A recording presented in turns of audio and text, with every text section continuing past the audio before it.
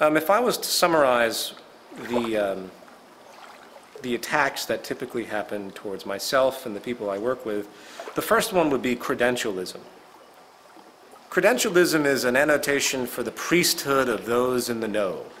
Now, bear in mind, this is a gradient of relevance. Obviously, I'm not going to go to a doctor, if I can help it, that has absolutely no credentials in the surgery that I might need performed.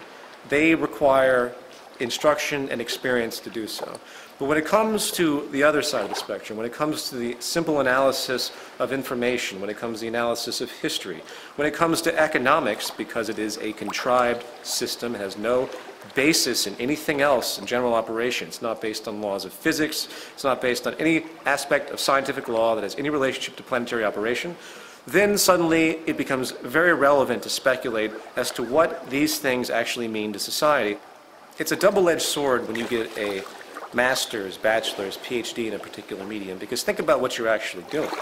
You're going through a curriculum that's been completely established for you by the institutions that have existed prior. When it comes to social things that have a great deal of subjective variance, you lose objectivity in that sense, because you're literally indoctrinated into the beliefs that are presented. To get a degree at economics, which is probably the most wasteful thing you could possibly do, is to be completely indoctrinated into the idea that what you're studying is actually a science and actually has some type of relevance to anything. So when I get emails from PhDs in economics that try to debunk the aspects that we talk about, it becomes quite clear to me that the reason they have such an objection is really an emotional one. It isn't an objective aspect.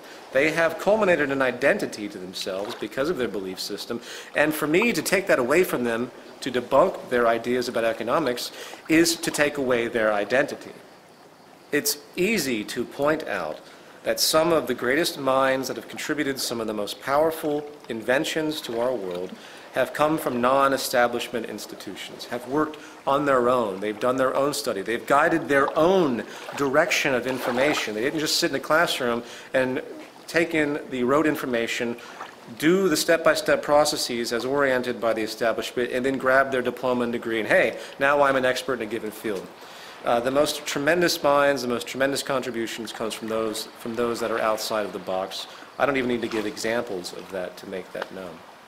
So, back to my point, when it comes to social theory, if you will, credentialism I give zero weight to. Academia is a detriment to advancing social progress.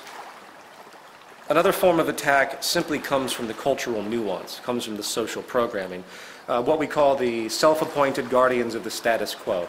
People that are suffering in the system just like anyone else, but their social identification is so powerful, they are so locked into the box, that they find it infuriating to think that what they're living is actually wrong, paradoxically. I get this all the time from people. The self-appointed guardians of the status quo are birthed in religion, birthed in economics, birthed in the illusion of democracy that we see today across the world, birthed in the various isms that are entirely pointless: capitalism, communism, fascism, socialism. You have the priesthood of the monetary system, the capitalists, if you will. You can give it that rhetoric. I don't use that word. It's meaningless. The monetarianism is the word I use. The pretense for acquisition of money is based on differential advantage, which is based on dishonesty, period. Then you have the priesthood of religious concepts, religious identification, and the idea that somehow we know everything already and there's a God and he's looking down on us, controlling everything. I won't even go into the paradoxes that come from that extremely narrow notion. So in other words, the biggest crutch to the evolution of human thought is breaking your own indoctrination. It's very, very difficult to overcome emotional elements that have become so ingrained in you that you have an immediate reaction, an immediate suffering and pain when anything interferes with that. And it's a very, very complex problem. But I'll say it again. We have to learn how to we have to learn how to identify and break our own indoctrination if we expect to move forward at all as a civilization.